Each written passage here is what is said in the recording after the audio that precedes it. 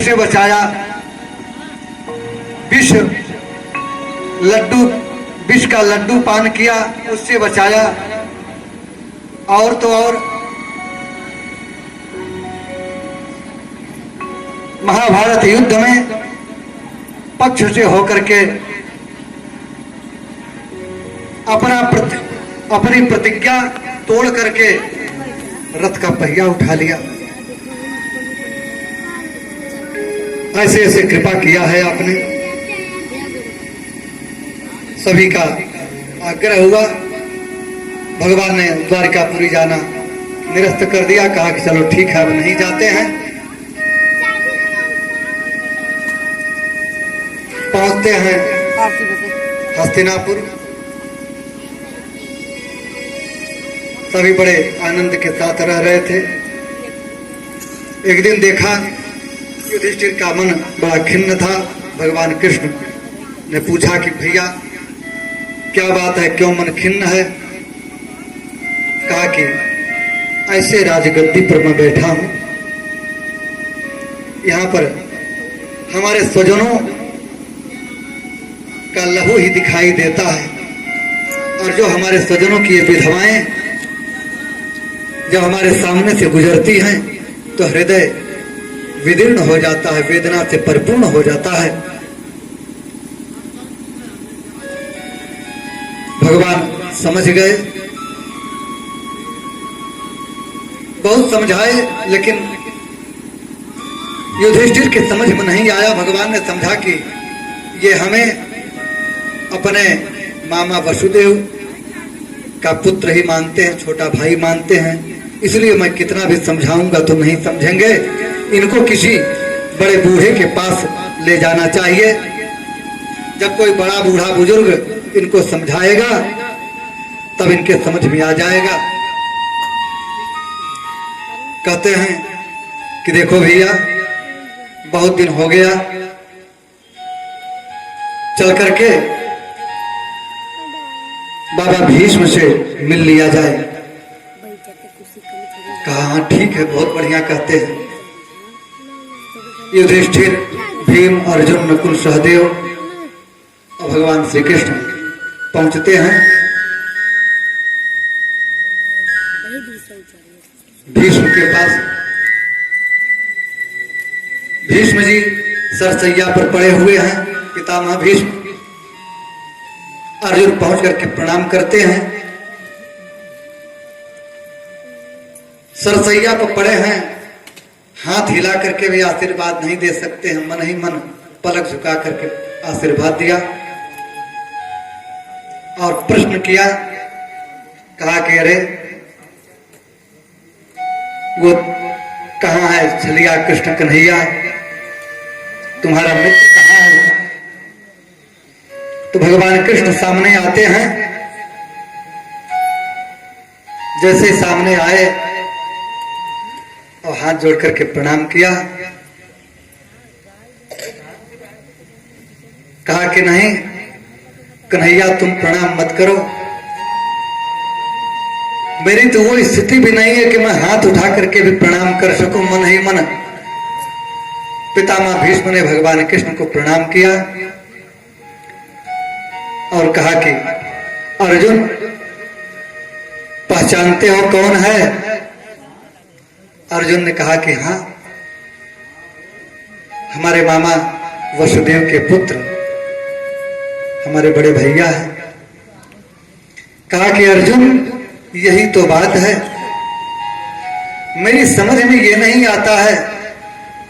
कभी तो तू अपने मामा का पुत्र बना करके अपना बड़ा भाई मान लेता है, कभी मित्र बना लेता है, कभी शांति दूत बना लेता है, और कभी अपना सारथी बना लेता है,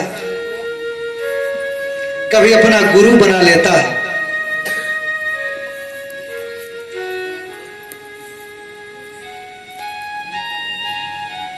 कहा कि ये इसके कितने रूप हैं? कहा तुम जो भी बना लो या क्या है ये मैं जानता हूं। नाना प्रकार के उपदेश दिया और कहा कि युधिष्ठिर, युधिष्ठिर को भी बहुत उपदेश दिए, राजधर्म का, स्त्री धर्म का और अनेक प्रकार के धर्मों का उपदेश दिया भीष्म पितामह जी ने। और अंत में भीष्म पितामह ने प्रणाम करके सदेव देवो भगवान प्रतीक्षताम् कलेवरं यावदिदं हिनोम्यहम् प्रसन्नः सारुणलोचनो लसन् मुखाम्बुजो ध्यानपथः चतुर्भुजः का सदेव देवो भगवान प्रतीक्षताम् कलेवरम यावदिदं हिनोम्यहम्। कहा कि देखो अब आए हो तो ये मुंह टेढ़ा करके मत खड़े रहो, थोड़ा मुस्कुराओ। भगवान मुस्कुराने लगे। कहा कि हाँ ये ठीक है, अब यही मुस्कान तब तक ये छटा मुझे मिलती रहे जब तक यावदिदं हिनोम्यहम् कलेवरम, जब तक मैं इस कलेवर का अपने शरीर का त्याग न कर दूं। भगवान घबरा गए। इच्छा मृत्यु का वरदान प्राप्त किए हैं, पता नहीं कब अपना शरीर त्याग करेंगे, कब तक मुझे इसी तरह मुस्कुराते हुए खड़ा रहना पड़ेगा। बोलो वृंदावन बिहारी लाल की जय हो। प्रसन्नः सारुणलोचनो लसन् मुखाम्बुजो ध्यानपथश्चतुर्भुजम् अयम यावतिदं कलेवरम हिनोमि, जब तक मैं इस कलेवर का त्याग न करूं तब तक किसी तरह मुस्कुराते हुए मेरे सामने खड़े रहो।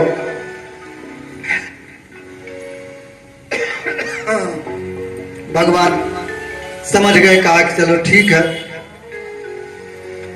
अब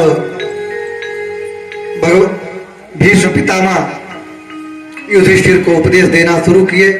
दान धर्मान, राज धर्मान, मोक्ष धर्मान विभागशः, स्त्री धर्मान, भगवत धर्मान, धर्मान समाप्स्यासयोगतः। दान धर्म का उपदेश किया, राज धर्म का उपदेश किया, मोक्ष धर्म का उपदेश किया, विभाग करके अलग अलग, और स्त्री धर्म का और भगवत धर्म का प्रतिपादन किया, संबोधन किया। इस प्रकार जब समस्त धर्मों का बृहद व्याख्यान किया, पर किसी को संक्षेप में कहते हैं कि धर्म क्या है, किस धर्म का पालन करना चाहिए। जो चीज एक शब्द में बतला दिया कि जो हमें पसंद ना हो, हमसे कोई ऊंचे स्वर में बोले या मुझे पसंद नहीं है, तो हम क्यों किसी को ऊंचे स्वर में बोले।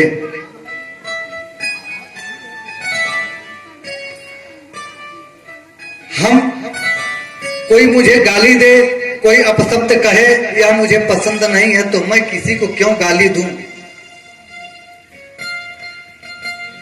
आत्मना प्रतिकूलान परेशान न समाचरित, सारे धर्मों का एक निचोड़ कर दिया। आत्मना प्रतिकूलान परेशान न समाचरित, जो अपनी आत्मा को न भावे वह हम दूसरे के साथ वैसा व्यवहार न करें। सबसे बड़ा धर्म यही है। यही एक धर्म का पालन कर ले तो सारे धर्मों का पालन हो जाता है। इस प्रकार संक्षेप में धर्म का निरूपण किया। आज पितामह भीष्म सरसैया पर पड़े हुए हैं। माघ शुक्ल पक्ष की एकादशी, जया एकादशी आई। उत्तरायण सूर्य हो गए, जिसको भैमी एकादशी के नाम से भी जाना जाता है। भैमी एकादशी है, जया एकादशी कहा जाता है। उस एकादशी के दिन 11 श्लोकों से सुंदर भगवान की स्तुति किया भीष्म पितामह ने।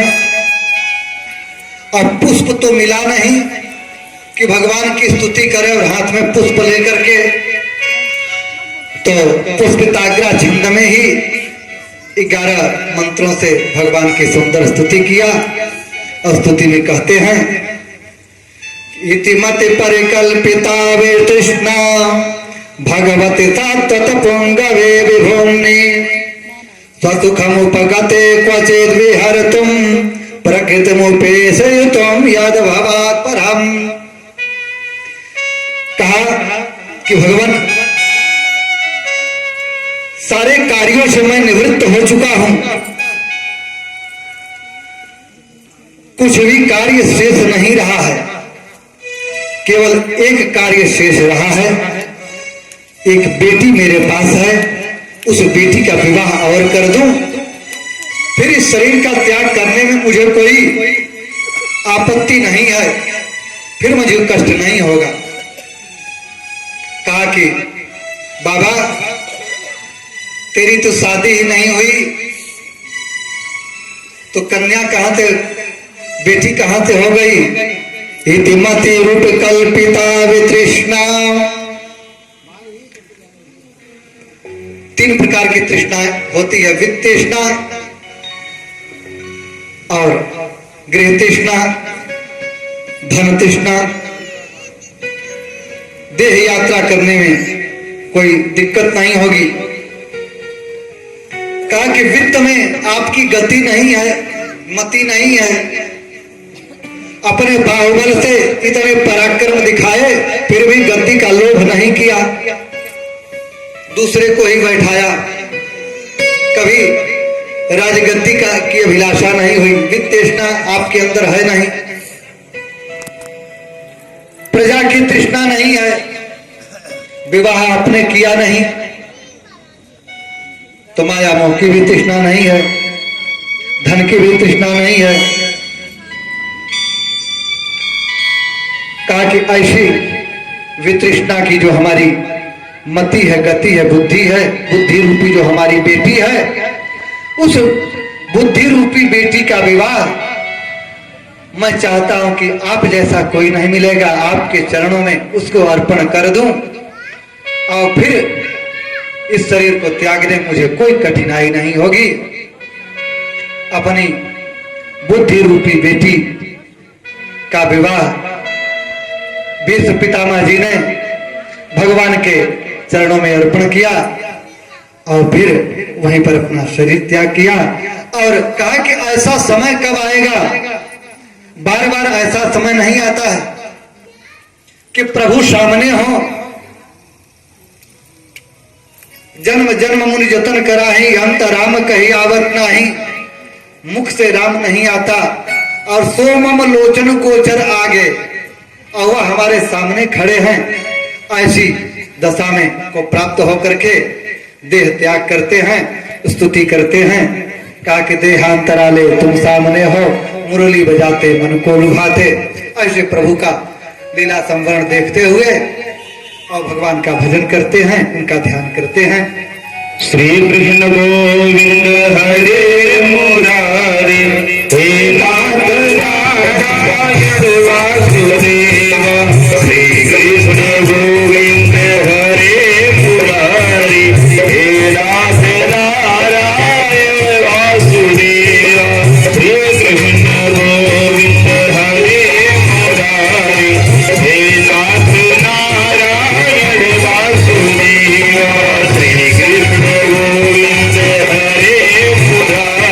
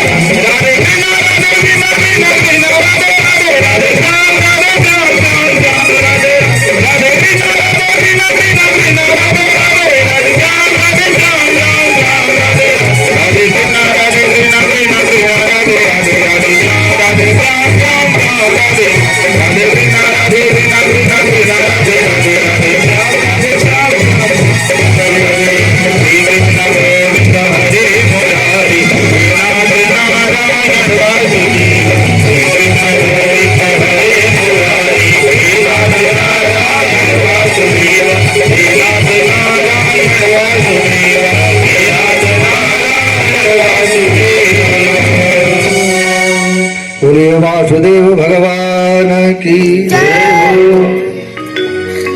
इस प्रकार सुंदर स्तुति गान करते हुए, प्रभु का ध्यान करते हुए भीष्म पितामह जी अपने शरीर का महाप्रस्थान करते हैं।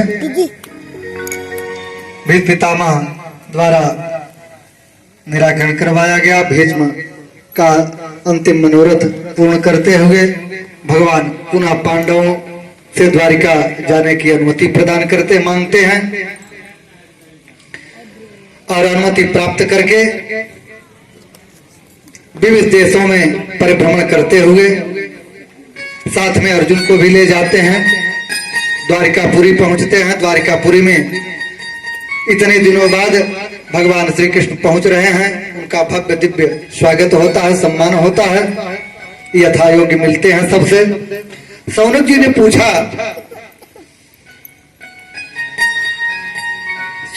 सूत जी से कि भगवान परीक्षित का क्या हुआ।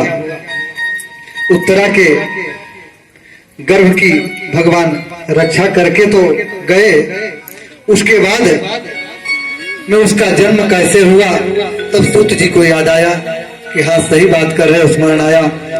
महात्माओं तुम ठीक पूछ रहे हो, ठीक कह रहे हो।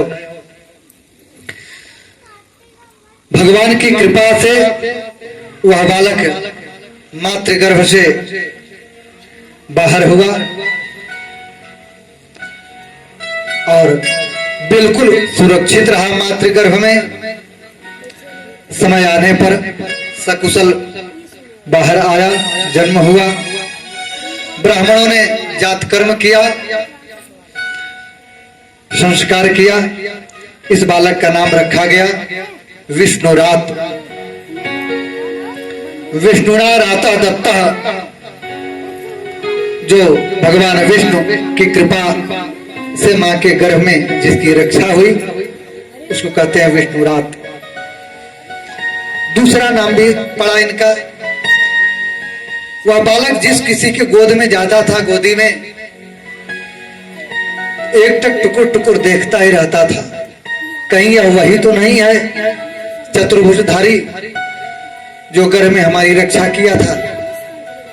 अगर आप छोटे से नन्हे से बालक को कभी लिए होंगे गोद में तो आप ध्यान करेंगे कि वह छोटा सा बालक एक टक चेहरे की तरफ देखता है, किसी और अंग की तरफ नहीं देखता है और इधर उधर चकपकाता रहता है। छोटा सा बालक हमेशा, उसकी नजरें हमेशा चित्तवृत्ति रहती हैं, वह भगवत कृपा को ही देखता रहता है।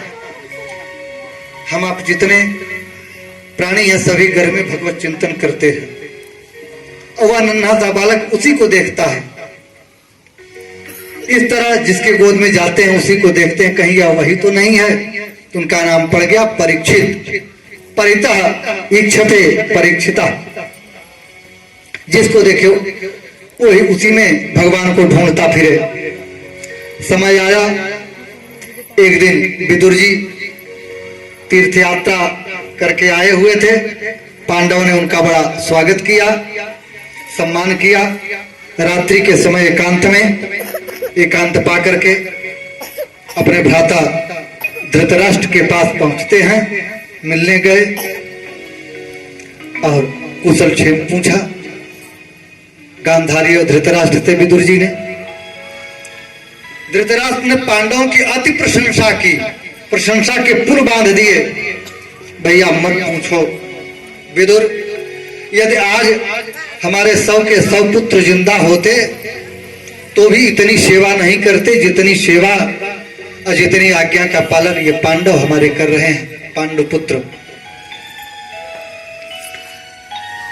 भोजन बनाते तो सबसे पहले भीमसेन हमारे पास ही भोजन लेकर के आता है, मुझे खिला करके तब खाता है। इस प्रकार पुल बांध दिया, प्रशंसा की। सुनते सुनते विदुर जी को नहीं सहन हुआ। विदुर जी ने कहा कि धृतराष्ट्र, अरे पांडु पुत्रों की प्रशंसा करते हुए तुम्हें लज्जा नहीं आती? अरे भूल गए लाक्षागृह, भूल गए लड्डू में पिस देना, भूल गए नाना प्रकार के षड्यंत्र कुचक्र रचना। आज उन्हीं पांडवों के टुकड़े पर पले हुए हो, पड़े हो और कुत्ते की तरफ पड़े हो उनके टुकड़ों पर। धृतराष्ट्र की आंखों से आंसू आ गया। कहा कि आखिर तो क्या करूं इसके अलावा, और मुझे मेरे पास क्या है। कहा क्या करो। भीमापवर्जितम पिंडमादत्ते गृहपालवतो। कहा भीमापवर्जितम पिंडमादत्ते गृहपालवत। जैसे कुत्ता अपने पेट पालता उसी तरह कुत्ते की तरह टुकड़े में पड़े हुए हो। धिक्कार है ऐसे जीवन को। ये भी भला कोई जीवन है? ऐसा जीना भी कोई जीना है? धृतराष्ट्र बोले विदुर तो कहां जाऊं, क्या करूं? विदुर बोले चलो मेरे साथ। और रातों रात विदुर जी धृतराष्ट्र को गांधारी को लेकर के विदुर जी निकल देते हैं। नियमानुसार प्रातः काल होते ही पांडव अपने बड़े पिता धृतराष्ट्र और बड़ी माता गांधारी के पास जाते हैं। उनके कक्ष में प्रणाम करते हैं। देखा तो वहां कोई नहीं है। सोचा इधर उधर घूमने गए होंगे, पता लगाया, पूरे राज्य में पता किया, कहीं भी नहीं दिखाई दिए। चारों तरफ सेनाएं दौड़ा दिया, कुछ भी पता नहीं चला। उसी समय नारद जी तुम्बुर गंधर्व के साथ वहां प्रकट होते हैं और कहा कि धर्मराज युधिष्ठिर चिंता मत करिए। समझाया, कहा कि आप दुखी मत हों, तुम्हारे ताऊ जी धृतराष्ट्र विदुर जी के साथ हैं और सुरक्षित हैं, निश्चिंत, निश्चय ही विदुर जी के साथ है तो उनका कल्याण होगा। और उनकी चिंता करना छोड़ दो, तुम्हें उनकी चिंता करने की आवश्यकता नहीं है। तब जाकर के पांडवों का मन शांत हुआ। समय बीतता गया, धीरे धीरे अपशगुन होने लगे। भगवान द्वारिकाधीश द्वारिका गए, अर्जुन को भी ले गए साथ में। गता सप्ताधुनामास भीमसेन तवार्जुन तवानुज नायाति कस्य वा हेतुर्नाहं वेद गवांजसा। युधिष्ठिर ने कहा कि भीम गता सप्ताधुनामास, आज 7 महीना हो गया। भीमसेन तवानुज, तुम्हारे अनुज अर्जुन को गए हुए। ना याति कस्यवा हेतु, ना ही वह अर्जुन लौट करके आए। कस्यवा हेतु, कोई हेतु कोई सूचना भी नहीं मिली। और मुझे अपशगुन हो रहे हैं। मंदिरों में जाता हूं दर्शन करने के लिए तो मूर्तियां रोती हुई दिखाई पड़ती हैं।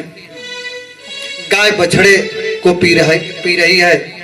इस प्रकार नाना प्रकार के अपशगुन नजर आते हैं। गाय को बछिया का दूध पीते देखा है। बड़ा अनिष्ट स्वप्न है, संकेत है। ऐसा कह ही रहे थे कि अचानक अर्जुन सामने आ गए। अर्जुन का मुख मलिन देख करके युधिष्ठिर ने कहा क्या बात है?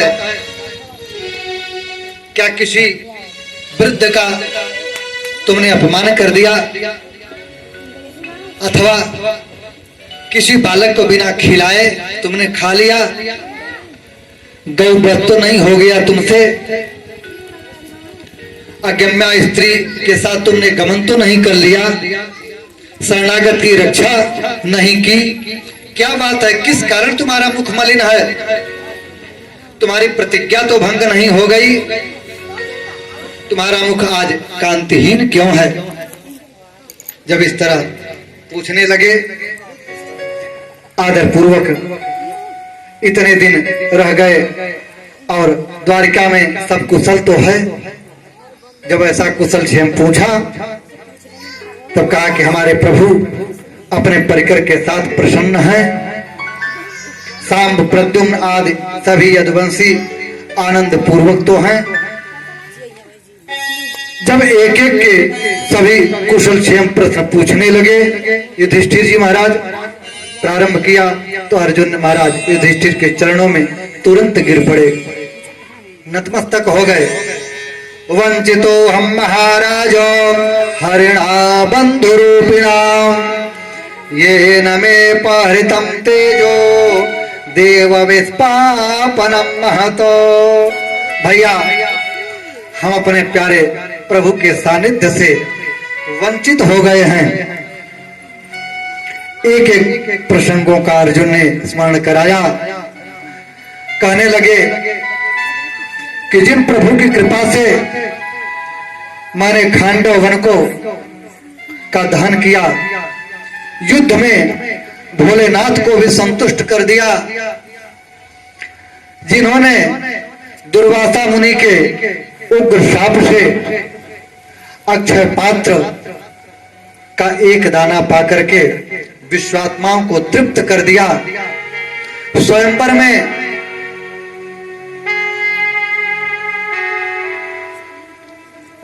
में जिनकी कृपा से मैंने द्रौपदी का वर्ण किया, आज उन्हीं प्रभु के परम धाम जाने के बाद मैं अर्जुन वही, मेरा गांडीव वही, मेरा बाण वही, नहीं तो महाभारत के विजेता वही अर्जुन भीलों से युद्ध में पराजित हो गया। भैया, आज मुझे समझ में आ गया कि मेरा बल पराक्रम नहीं था, वह तो प्रभु मेरे साथ थे, मैं तो केवल एक निमित्त मात्र था। इस प्रकार यदुवंशियों के संहार का प्रसंग सुन करके, जैसे सुना द्रौपदी मैया ने, कुंती ने जैसे ही सुना कि हमारे प्रभु अब इस धराधाम को छोड़ करके चले गए हैं, तत्क्षण वहीं पर पद्मासन लगाया और पंच महाप्राणों को रोक करके तुरंत वहीं पर अपने शरीर का परित्याग कर दिया, देह त्याग कर दिया। ध्यानस्थ होकर के एक क्षण में कुंती मैया ने अपने शरीर का त्याग कर दिया। ऐसी प्रेमी प्रभु के प्रेमी दो ही हुए हैं। एक माता कुंती ने प्रभु के विरह में तत्क्षण अपने शरीर का त्याग कर दिया, और दूसरे दशरथ जी हुए रामावतार में, कुंती हुई कृष्णावतार में। प्रभु के वियोग में क्षण भर में शरीर का त्याग करना। पांडव भी तुरंत द्रौपदी को साथ लिए और परीक्षित को सत्ता सौंपी, स्वर्गारोहण को चल दिए। हिमालय यात्रा में करते करते अंत में परम धाम को प्राप्त हुए। महाराज परीक्षित ने अपनी सत्ता संभाली। एक बार विचार किया कि चल करके प्रजा को देखा जाए, प्रजा की व्यवस्था कैसी है उनका निरीक्षण करें। अपने बुजुर्ग अनुभवी मंत्रियों को साथ में लिया और लेकर के चलते हैं। परंतु भ्रमण करते हुए एक अटपटा सा दृश्य देखा। एक जगह गाय बछड़े आंसू बहाते रोते जा रहे हैं। एक निर्दयी दुष्ट पीछे पड़ा हुआ है और दोनों अपने सुख दुख की बातें एक दूसरे को सुना रहे हैं। बछड़ा कहता है, शायद आप इसीलिए रो रही हैं कि मेरी 3 टांगे टूट गई हैं, अथवा इसलिए रो रही हैं कि प्रभु हमें छोड़कर चले गए। इस तरह संवाद परीक्षित ने सुना। क्रोध में नेत्र से अंगार बरसने लगे। मुझ परीक्षित के राज्य में गौ माता पर इतनी पीड़ा, इतना अत्याचार हो रहा है। जिन गायों की रक्षा करने के लिए मेरे प्रभु गोपाल बने और जंगलों में गौओं को चराया, गौओं के साथ रहे, और उनके परम धाम जाते ही मेरी गायों पर इतने अत्याचार हो रहा है। प्रभु का नाम ही, जिन गायों के द्वारा उनका गोविंद नाम रखा गया और गोपाल पड़ा, अत्याचार होने लगा। हाथ में तुरंत तलवार लिया। परीक्षित दौड़ पड़े, कहा कि छोड़ेंगे नहीं, अब आपको रोने की आवश्यकता नहीं है। प्रभु धराधाम गए तो क्या हुआ, प्रभु परम धाम गए तो क्या हुआ, अभी परीक्षित जीवित है। मारोदेम्बर भद्रम ते खलानाम महिषासुरः, मारोदिरंब भद्रम ते खलानाम महिषासुरः, दीनवत्सरणं गतः। क्रुद्ध हुए राजा परीक्षित को जब देखा तो दंडवत प्रणाम किया और कहा, दीनवत्सरणं गतः, दीन की रक्षा करिए, त्राहिमाम महाराज मेरी रक्षा करे, शरण में आए हुए की रक्षा करनी चाहिए। छात्र धर्म भी यही कहता है। कहा कि परीक्षित ने खड्ग को म्यान में रख लिया, कहा कि आप कौन हैं गौ माता, आप कौन हैं, मैं जान गया आप साधारण नहीं हैं, गाय बछड़े नहीं हैं। संवाद सुन करके मैं समझ गया था कि ये जो वृषभ हैं कौन है, इनके पैर टूटे हुए हैं, तुम्हारी ये दुर्दशा किसने की, इन निसंकोच निर्भय होकर के बतलाइए, अपने दुख का कारण बतलाइए। इस प्रकार कहने लगे। भगवत इच्छा, कुछ लोग कहते हैं कि ग्रहों की इच्छा है, ऐसा ग्रह ग्रहित तो हुआ, महाराज के सामने प्रतिकूल ग्रह आ गया, ऐसी दुर्दशा हुई। कल सामने आकर के प्रणाम किया, कहा कि भगवान मैं कल हूं, कहा कि मेरे राज्य से बाहर चले जाओ, हाथ जोड़ करके शरण में आ गया। कहा कि जहां तक पृथ्वी है, सप्तद्वीपवती पृथ्वी, सभी जगह आप ही का राज्य है, जाऊं तो कहां जाऊं। कहा कि तुम यहाँ क्यों आए हो, तुम्हारे में क्या गुण है। कहा कि भगवान महाराज मेरे में गुण तो इतना है कि क्या बताऊं। यद फलम नास्ति तपसा न योगे न समाधिनाम तत्फलम लभते सम्यक् कलौ केशव कीर्तनात्। जो फल तपस्या से प्राप्त नहीं होता है, जो फल योग से प्राप्त नहीं होता है, कलयुग में सरलता पूर्वक केवल भगवान का संकीर्तन करने मात्र से वह फल प्राप्त हो जाता है। यह मेरे में गुण है। कहा है तो ठीक है, ऐसा करो, तुम द्यूतम पानम स्त्रियम सूनाम यत्रा धर्मश्चतुर्विधा, जहां पर 4 स्थान बतला दिया।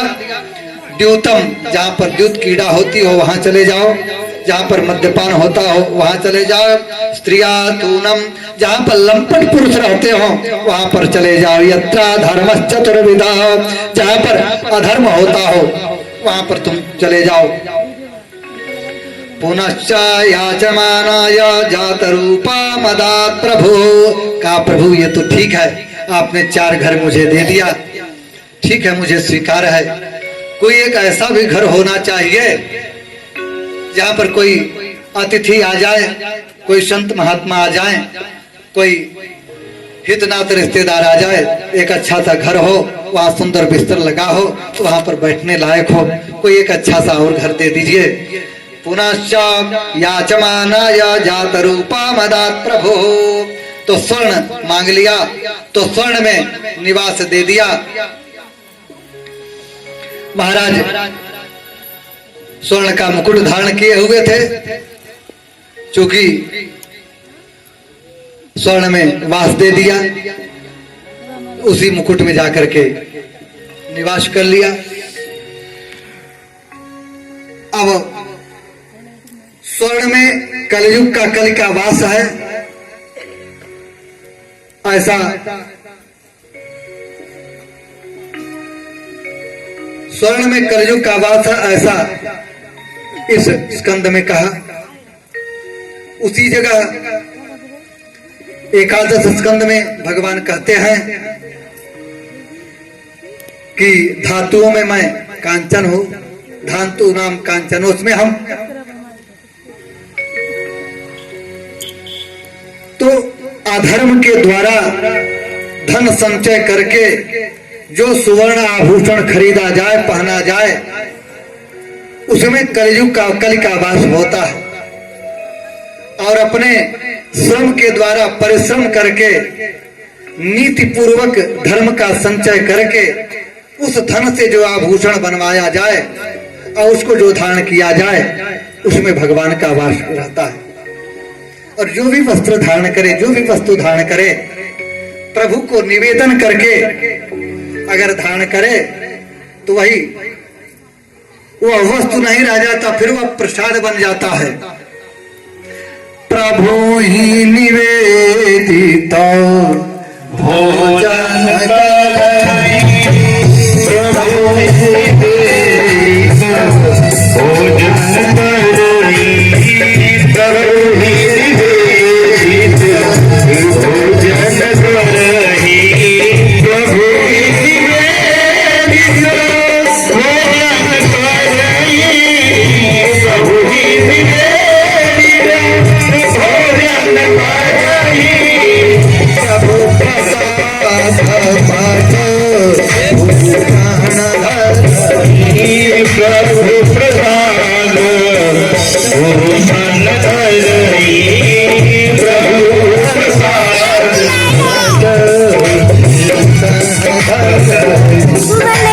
प्रभु प्रसाद भूषण धरि। प्रभु को अर्पण करके जो प्रसाद ग्रहण किया जाता है फिर वह वस्तु नहीं रह जाता, फिर वह प्रसाद हो जाता है। हम बाजार से नई गंजी चड्डी या कुछ भी खरीद करके ले आए, कोई वस्त्र सिलाए तो प्रभु को स्पर्श करा दे और फिर उसको पहने तो शरीर में किसी प्रकार के रोग नहीं होंगे। उस वस्त्र की जो गर्मी है, जो उस तंतु की दुर्गुण है, वह समाप्त हो जाते हैं। वस्त्र पहन लिया, शरीर खजलाने लगा, कहा करे पता नहीं कैसा है, तो प्रसाद तो ग्रहण नहीं किया। इस प्रकार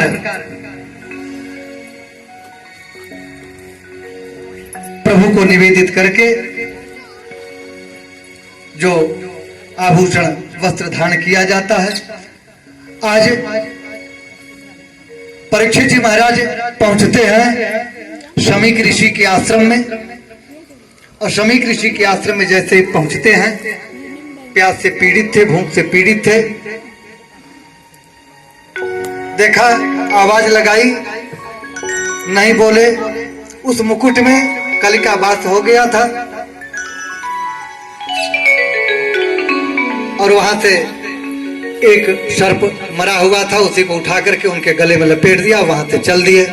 क्या किया, झूठा आंख बंद करके बैठा हुआ है कि राजा का सम्मान करना होगा। उधर शमीक ऋषि के पुत्र को उनके मित्रों ने बताया कि तुम्हारे पिता के गले में कोई राजा सांप लपेट दिया है। क्रोध में आकर के शमीक ऋषि के पुत्र वहां पर पहुंचते हैं, तुरंत जल लेते हैं और जल लेकर के तुरंत हाथ में जल उठा करके शाप दे डाला। कहा कि जो ऐसा कृत्य किया है आज के साथ में तुम उसी सर्प के द्वारा काटने से उसकी मृत्यु हो जाएगी। और आकर के रोने लगा वह बालक, अपने पिता के समीप में खड़े होकर के शिशक शिशक करके। पुत्र का रुदन सुन करके शमीक ऋषि का नेत्र खुला, देखे, उठा करके अपने गोदी में बैठा लिया। वह बालक डर के मारे, डर भय से कांप रहा है और गले की तरफ ताक रहा है। देखा, शमीक ऋषि ने देखा, उठा करके निकाल दिया। कहा करेंगे मरा हुआ सर्प है। तब उन नन्हे बालकों ने कहा कि ऋषिवर, इन्होंने तो शाप दे दिया है। कहा करे तूने ये क्या किया? ऐसा राजा, परीक्षित जैसा राजा न कभी हुआ है न अब आगे होगा। तुरंत सूचना दिलवाया, कहा कि राजन अपने मुक्ति का मार्ग बनाइए। और उधर राजा जैसे ही अपने घर पहुंचते हैं राज्य में, हस्तिनापुर, मुकुट उतारा, तब उनको होश आया, सारी बातें याद आई। कहा कि ये क्या हमने कर दिया। और इधर सूचना भी समीक ऋषि की पहुंच गई। तत्क्षण वहीं पर राज्य का परित्याग करके और अपने पुत्र जन्मेजय को राज्य दे करके और जंगल को चल दिए। इस प्रकार परीक्षित का सुंदर जन्म हुआ और परीक्षित भी अपने राज्य का परित्याग करके उनको शाप मिला और शाप से मुक्ति पाने के लिए कौशिकी नदी का जो शाप था हरिद्वार पहुंच जाते हैं। राज्य का परित्याग करके अपने पुत्र जन्मेजय को राज्य दे करके अपने मोक्ष की कामना से, जहां परीक्षित महाराज ने सुना कि आज 7वें दिन मरना सुनिश्चित है, 7 ही दिन होते हैं, रवि सोम मंगल बुध गुरु शुक्र शनि, एक न एक दिन तो मरना ही है। अहो मया नीच मनार भक्तम गिरातेन ब्राह्मणं गूढ़चेतसः, बारंबार तत्पश्चात पश्चाताप करते हुए राजा परीक्षित गंगा तट पर आकर के विराजमान हो गए कि हमने बहुत गलती किया, बहुत बड़ा प्रायश्चित हुआ। जितने सिद्धकोट के दिव्य महापुरुष थे सब वहां पर पहुंच गए और त्रिवशिष्ठ वनश्च तारदः, सभी वहां पर इकट्ठा होने लगे। और जैसे इकट्ठा हुए सुखदेव जी भी महाराज वहां पर पधारे। बोलिए सुखदेव जी महाराज की। तत्रा भगवान व्यासपुत्रो यदृच्छया गामवटान्निपेक्षः अलक्षलिंगो निज बाल संतुष्टो वृत्तश्च बालैरवधूत वेशः, अवधूत वेश धारण किए हुए हैं। तत्रा भगवत भगवान व्यासपुत्रो आभवत, वहीं पर प्रादुर्भाव हो गया व्यासपुत्र भगवान श्री सुखदेव जी का। यदृच्छया गाम गटानुभाक्षतम अलक्षलिंगो निज लाभ तुष्टयो हो, अवधूत वेश धारण किए हुए हैं। अचानक ऋषियों ने श्री सुखदेव जी को देखा